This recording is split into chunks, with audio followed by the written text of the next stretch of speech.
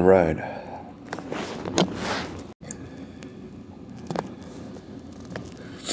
All right. Here we are. Got, my lime wrap smooth and, kind of keeps me feeling light. Got back to the library. This is me feeling light. Got back to the library. This is airing tomorrow. Okay. 1:30 p.m. Come on by. Seattle Ballard Library. It's for everyone, and it's a Japanese movie. Perfect Days, a poem of extraordinary subtlety and beauty. Yeah, Days, a poem of extraordinary subtlety and beauty. Yeah, something about this speaks to me. It's looking to be a good, probably 2 hour long. You can see it's got a lot of different accolades. Live with others. It's going to be a free event, and yeah, it should be quite a good time. Book talk, right? Let's see. Continuing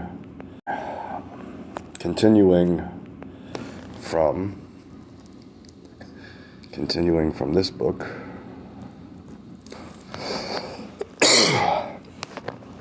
I'm almost through it. From this book.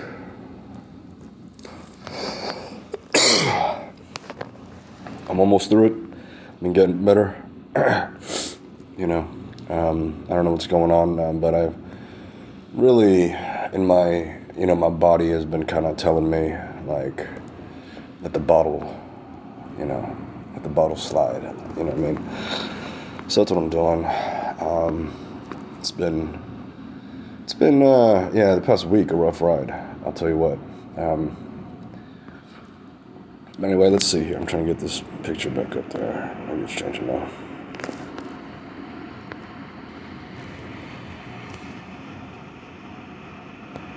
Bear with me, it should be coming up.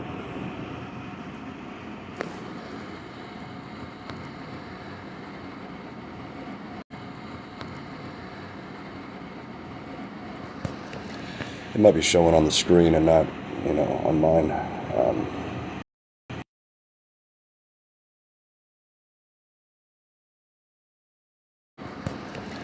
It might be showing on the screen and not, on mine.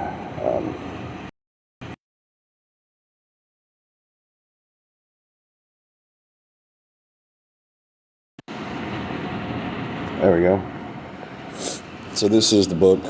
Oh, back to this one here. Not this one. Unless you're seeing some of them not.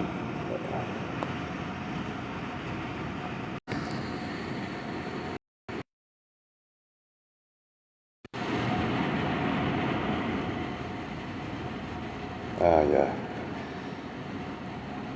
Alright, let's see here.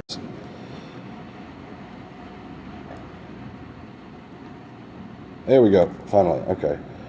Yeah, this is the book here that has been captivating. And I do use those words consciously because it's, like my last description, it's very meta, very, matrix, and, like you're born into a bubble, and you're given a couple different companions, and but these are kids, okay, and they're born in coffins, or they awaken to coffins, okay, and born in coffins, or they awaken to coffins, okay. And I'm not going to ruin nothing because it's pretty good. I mean, this is, again, one of those books that I do not want you to pass up on. It's got that Harry Potter, type of, feel to it for me, Harry Potter's like kind of meta, you know what I mean? I talked about that before. He discovers, again, his lost heritage, and there's this whole world that's beyond his understanding. And it's like that. Lost heritage, and there's this whole world that's beyond his understanding, And it's like that. And I want to talk about my book. I want to talk about my story. Because it's been a long time, Sometimes when folks check on me, they might ask me about the book. Because it's been going on since before Mom passed, and she was a big reason for it. She finished hers. And I've seen that, people want my story to be out there, to be available to people because it's a compelling one. I feel like I've lived, what I'm saying? What do I mean by that? Well, a lot of people live through others, I think, stories, vicariously. And I'm not saying I haven't done that. But I think what makes my story compelling is the amount that's been evident, because I kind of stand alone in so much of my details of, let's see, raw, like paranormal. Yeah.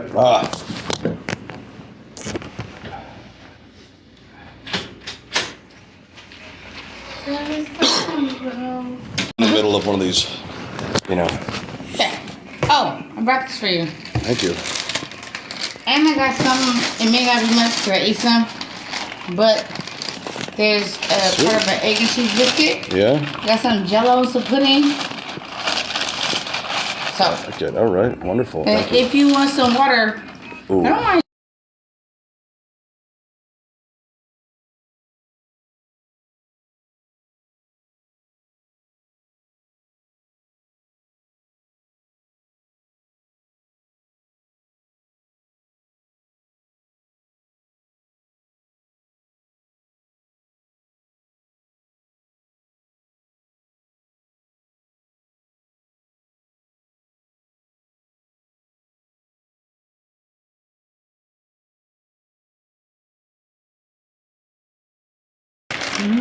Mary.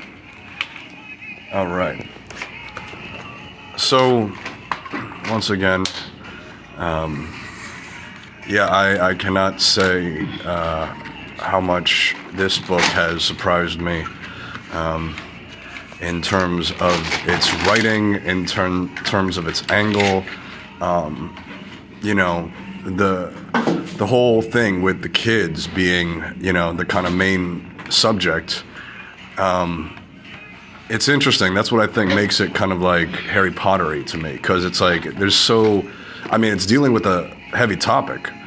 These kids wake up in coffins and then they find corpses, and again, I don't want to spoil nothing, but again, there's no food, there's no way out that they know of. They don't even remember who they are. So I'm just saying, it's not like it's come more like a battle royale, you might say, kind of. Not really, not that plot, but it's got the quality. It's got the quality of something like that, But yeah, back to my book. I like writing, and I like telling my stories. And I think that's why. Again, I know that's why my auntie, and. I've seen possibilities. I've seen possibilities for more to happen about it. And so for me, I just feel like it will end well. I'm going to go into it. My story, I think, is very much meditation. That's where it's meditation, it's dreams, it's conscious day-to-day life. It's not just fairy tales and, dragons and, cracking up the sea as a pirate king, It's not all, the last rapper, the Prometheus, the the killer of goats, you know what I'm saying, the one who had to bring the fire back to the craft, you know what I'm saying, that's what it's about. You know, there's so many sides to a person, and that's the thing. So, you know, but I was thinking about a uncle's funeral, and my auntie speaking about how, you know, you got to tell the good with the bad. You know, you got to give the full picture. Or she's saying that's what she felt inspired to do. Because we want to kind of paint our lives. You know, I mean, here's the thing, right? This is where our lives, you know, I mean, here's the thing, right? This is where you get into this zone, okay? We want to paint our lives with lush stories of victory and, you know, roses and, you know, all these, you know, wealthy, you know what I'm saying, like acquisitions, all these great, like all, you know, there's a kind of a bias, right, in the mind that says certain things. But how did you get to those places, you know? Sharing, you know, sharing for me the good, the bad, you know, it's like, it's vital to understanding the whole picture. I mean, you know, why do you respect the hero that overcame? You know, it's because, you know, it's not just because he walked up that hill. You know, it's because he knew the valley. And so this is where I come to, you know, with my arc, with the music, doubling down, even Miami. You know, I may be visiting Miami. I may be moving to Miami. It is not set in stone at the moment, but it is put in the trajectory, and you know, we shall see how the trajectory, and you know, we shall see how it goes. Hello, my brother. So we shall see how it goes, because a big part. That's what I'm saying. Let me bring it back to the meditation, right? You see, Osho wrote this book I gave away one time to this kid I was buying shrooms off of, right? And it was called Meditation.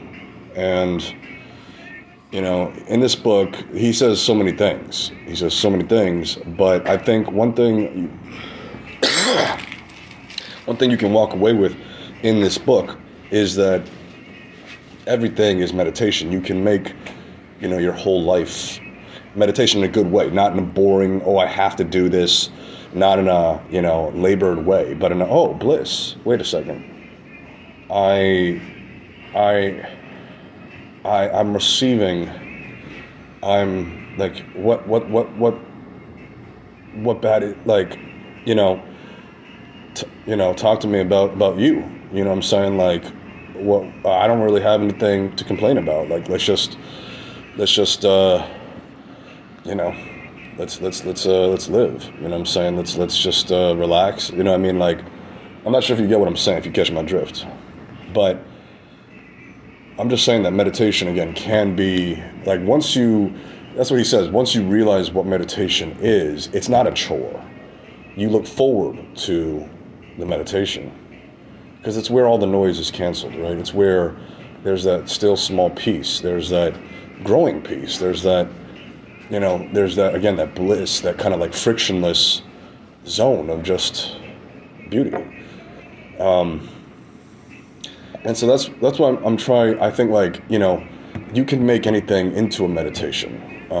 But again, understanding what that means, Zazen, you know, meaning like, you know, seated, cross-legged, so forth. Reading a book, taking a walk, taking a shower, you know what I'm saying? Like, doing these types of things can be that. Now, as an American, I understand the compartmentalizing dimension of the mind.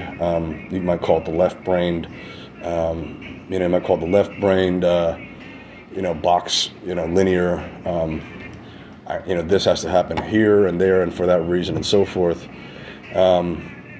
You know, it's not bad, but I think that because it tends to be in a more yang, more masculine, more, what can I say?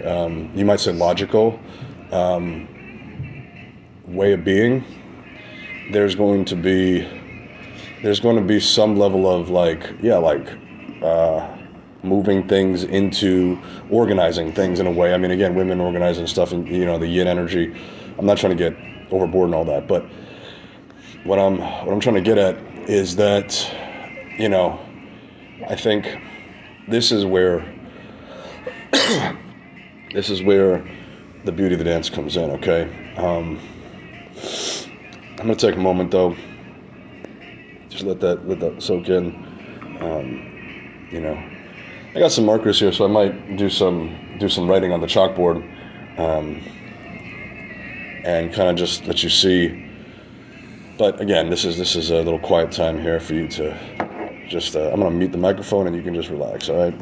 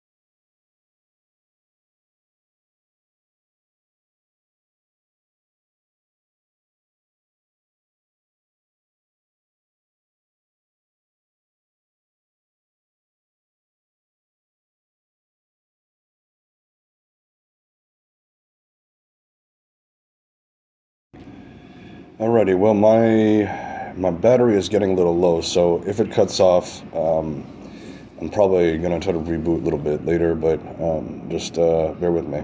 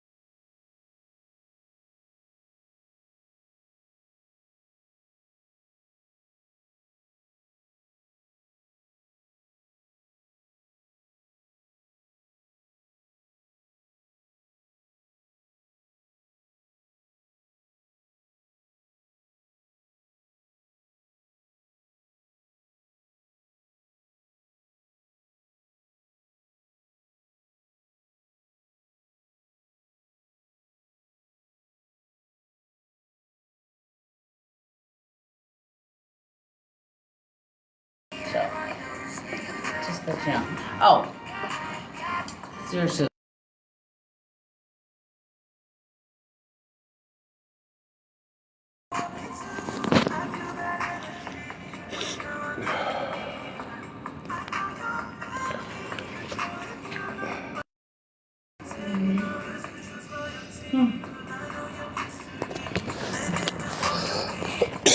All right. So I remember this story reminds me of a situation I was in back in Miami, actually. We were over town, you know. we were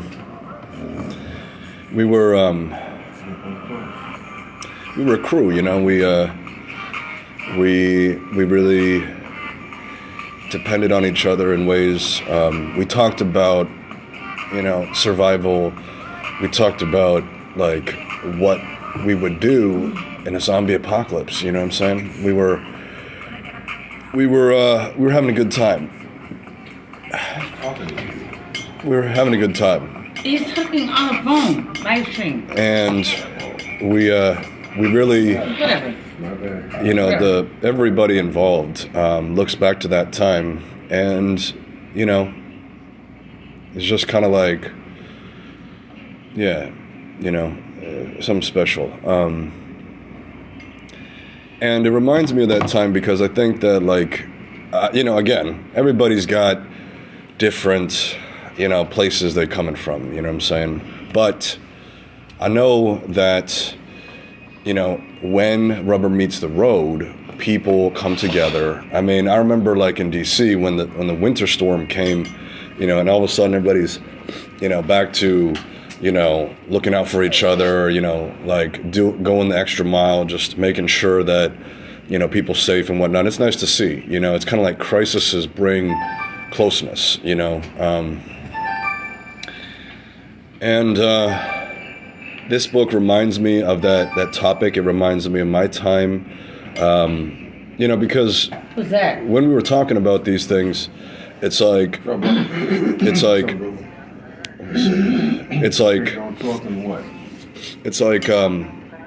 it's kind of fun. It's not really, you know, expected, because you don't want it. You know what I'm saying? You don't want the apocalypse, right? I mean, I think that the reason why we have these apocalyptic stories is because the human collective consciousness gets real frustrated with people, you know, or different forms, you know, like we remember someone, our father, mother, somebody that just makes you feel like, oh, I was cheated, I was wronged, or I can resent for this and so forth, but that's just a memory, you know. It's not the living present person that they are. And you know, with this in mind, you come back to, again, this topic of crisis bringing closeness, because we get comfortable, you know, and that's not wrong, but you know, you can be too comfortable. You know, you can, you know, be sipping martinis on your balcony while your kid runs into the street and gets killed. You know, that's too comfortable, obviously. But a lot of times, again, you don't know it until it happens. And God forbid. But that's why we were preparing, again, for this apocalypse, okay? We've been preparing for this apocalypse, again, but it was mostly for fun. You know, we were not, you know, none of us, we were all, you know, early 20s. We were all like, you know, appreciated survivalists, you know, ideas. You know, we were all like, you know, having a bunker. We were all like, you know, understanding, you know, if certain things happen, you need certain things. And that allowed us to, you know, again, just have fun with it. Just, you know, come back to doing what we got to do with, like, I mean, again, outside of the work, because we were all working, we were all, I mean, we would go through different periods. But anyway, I don't want to, you know, just, Oh. yeah. Do you know sign language? So, anyway, yeah, let me give you another breather here, and I'll see you in a minute.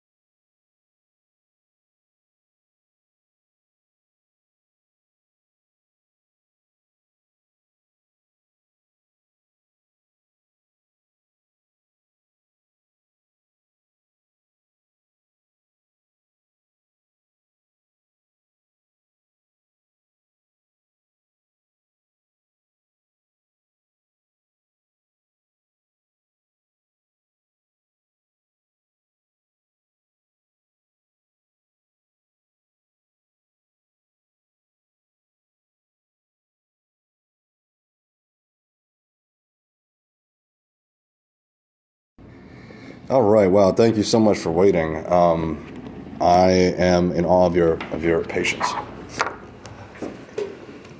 All right. Man, can you imagine? I got 20 minutes to handle some business. I gotta clear and check again.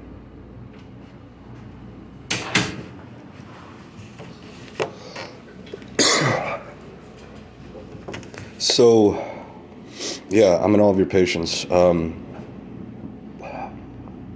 was talking about Overtown. I was talking about, the fun from survival strategy, like being prepared for the worst. I'm not against this idea, really, but, I mean, again, as you can see from what I'm saying, I've actively engaged in it. Again, I don't have no secret bunker now, you know what I'm saying? I don't have, a crew ready to, jump to the needs of, this kind of national emergency type of thing. Or again, at least having considered it.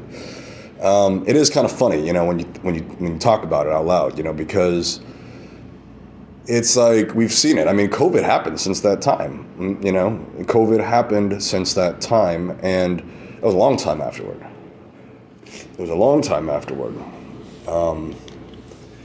And, so that's what I'm saying. I'm not against it. But I think that miracle-mindedness has become more of the mindset that has found its way into my mind, my metaverse, my matrix, not my matrix, but my maiden my maidenverse, my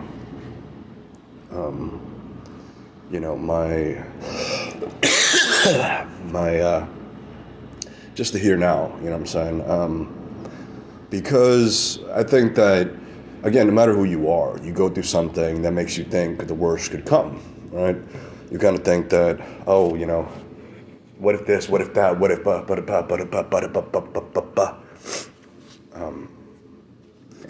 and again, it's like, I mean, that's what Noah was doing, right? I mean, it's the reason why we have, fallout shelters. It's the reason why we have bunkers and these different, it's the reason why there's an underground city in Helsinki that can house 700,000 people regularly for a number of years. It's just being prepared. But here's the one thing that, again, kind of leads me back into the miracle-mindedness. It's that, sometimes spending a lot of energy to prevent something creates its existence. It's like friction or resistance to what is.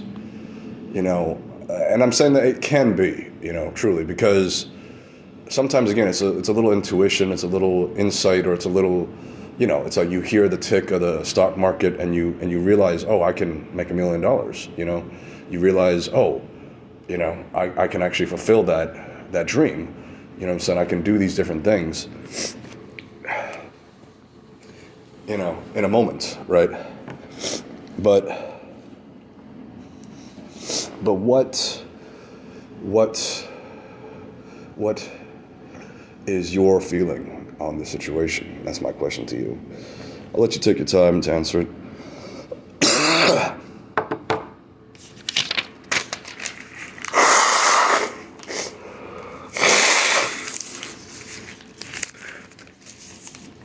I'm not trying to be vague either. I mean, do you think we should have an emergency plan? Do you think that that's setting ourselves up for failure? What are your thoughts? Is there a middle ground, perhaps? Letting those who feel so led to do what they do and remaining relaxed, knowing that the conscious God of our creation, of all realms and all things, is always present. And for that reason, not worry for nothing. No matter how bad it gets, your calm, changes the world. Your peace changes the world.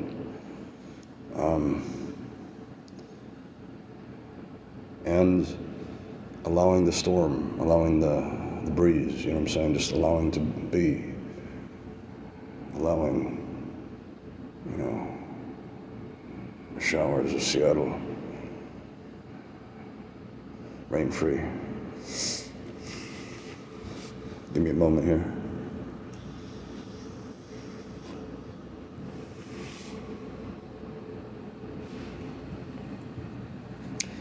Yeah, maybe I should do a little diagram here.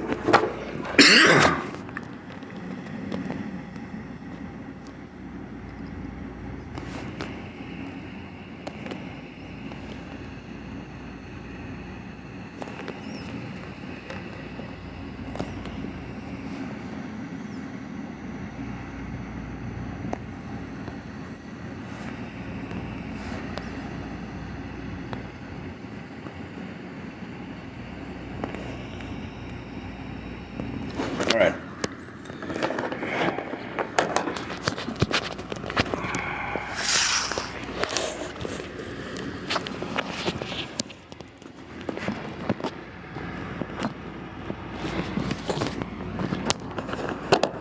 Hold on with me.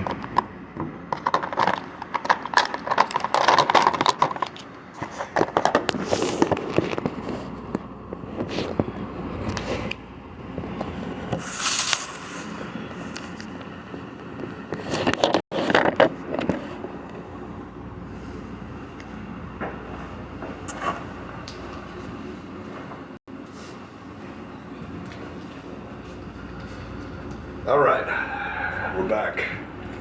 Now, we got 4 colors here, and there could be 4 hats, right? But you know what's in a sack? 2, okay? 1, 2. What does that mean? Balls, okay? Cojones. Understand what I'm saying? Yeah, good old fun bags. You see what I'm saying? That's what it takes to make it, right? A sack, a pair, okay?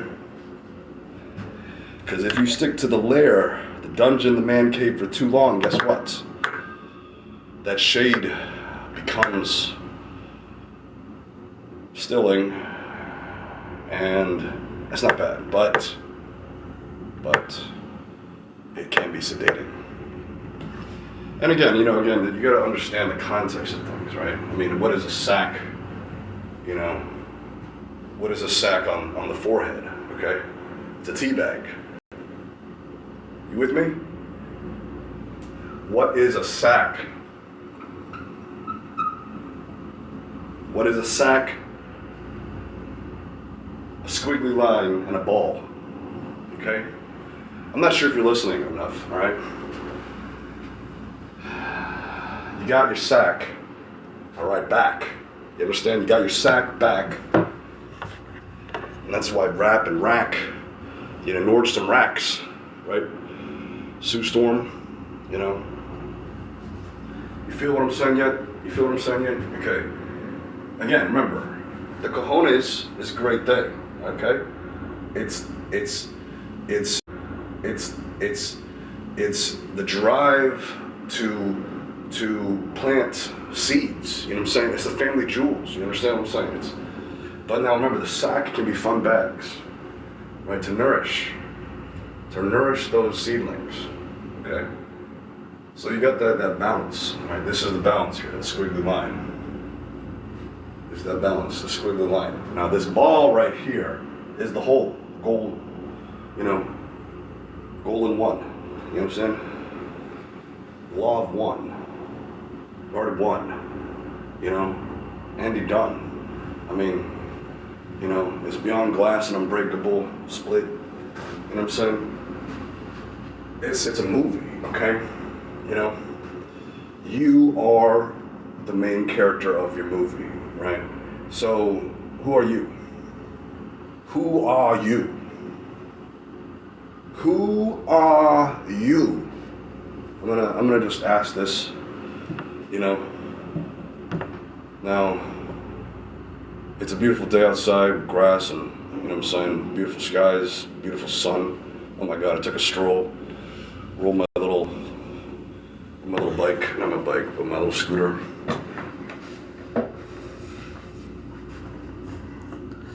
Okay, do you understand what I'm saying yet? The sack is back, okay?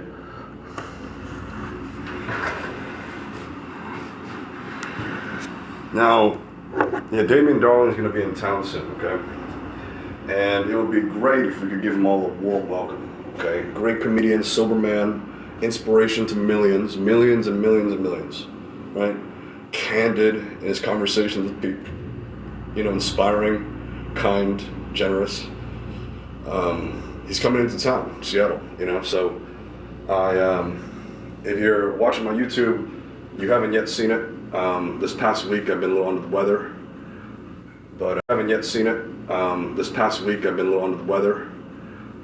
but yeah, he should be doing some shows soon. If he hasn't already finished up, he said, but I think it's this weekend.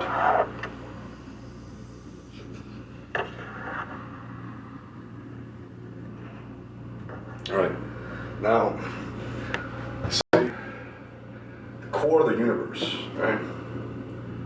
You might say it's the 1 and the 0, right? The sac and the seed. Now, this means the yin and the yang, right? This means you rang, you said you gang, you said what? You said all different kinds of things. So what are we focusing on? What are we putting our priorities on? The here, right? See, that's a red sack, okay? Now what would happen if we had a green sack? I like that green sack. See, perspective is everything. Awareness, you know, living beyond identity, okay? That green sack, right? The red sack sees the green and gets back to relaxing, okay? Now you gotta listen close, okay? Because, again, we got many different colors here. We got a green sack, green bag, we got a red sack. All right, now what else we got? We got pink and purple. Now what if the sack looked something like this? Is that even a sack, you might be asking? And to which I would respond, no, that's glasses. That's glasses so you can see the stack of your sacks of money. Now, you know, because again, you know, the perspective has a lens, okay? Perspective has a lens. What if you can't see nearsighted? What if you were born with 4 balls, right? All right. Now we're gonna get back to the action.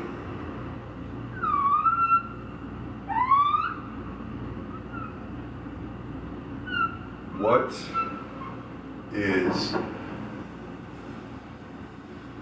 is the purpose of our life? Is it all about sacks? Golden sacks? Is it all about who's on that magazine? Is it all about, you know, the clout, or getting to cloud 9, or is it just smiling? You know what I'm saying? You know, being the Grand Master of Presence, you know what I'm saying? Someone like Farad, Master Farad, maybe, you know what I'm saying, for me, it seems like. I mean, I know no other way to describe it, you know, because he is barely even known today in a lot of circles, because in a similar way to the Prophet Muhammad sallallahu alaihi wasallam, you know, he was not his form was not emphasized, you know. The presence, his actions, his subtleties, the lessons, what happened together, these things are remembered, you know. Earlier today I was on a live, And I was trying to, talk about how there's a line in life, I think that's kind of where, really in a lot of ways we find the last dynamic, which is, kind of taping up that leak when we find it, right? Because that way nobody needs to give you no applause, nobody needs to, give you no awards, you don't need to make a big fuss out of nothing, you just make sure everybody's safe, you just, let things be as they are, and you did your part.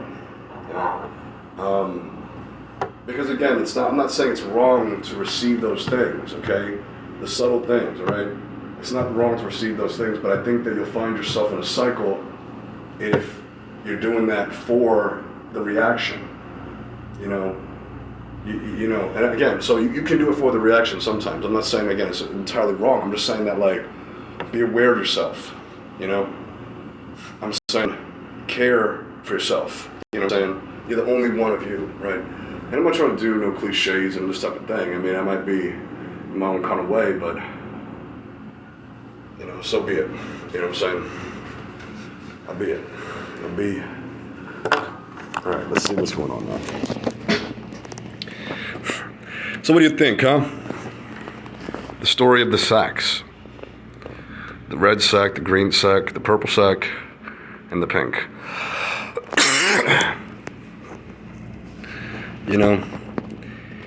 It's an interesting four-position foundation, you might say. 4 colors, 4 lovers, 4 doves at that wedding undercover, right? Let me put something back on the background here.